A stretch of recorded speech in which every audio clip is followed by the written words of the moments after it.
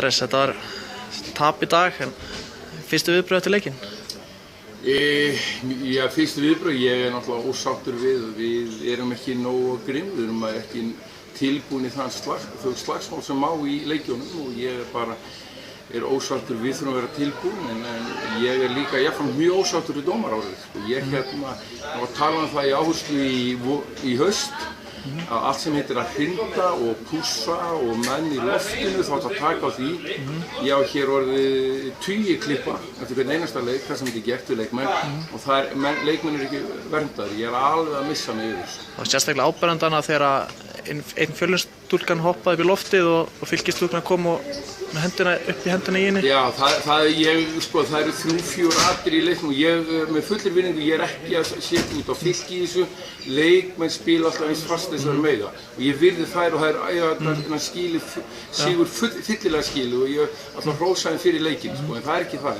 En ef að dómarar get ekki farið eftir þeim reglum og því sem setti yfir, þá bara að fá nýja dómara. Punktur basta, að mínum mati. Vörðni var svolítið að leika í Fjölni í dag, það er svona opinn svolítið. Já, við vorum bara, þær voru kraftmeiri, við vorum að leyfa þeim að komast inn á miðsvæði sem við ætluðum ekki.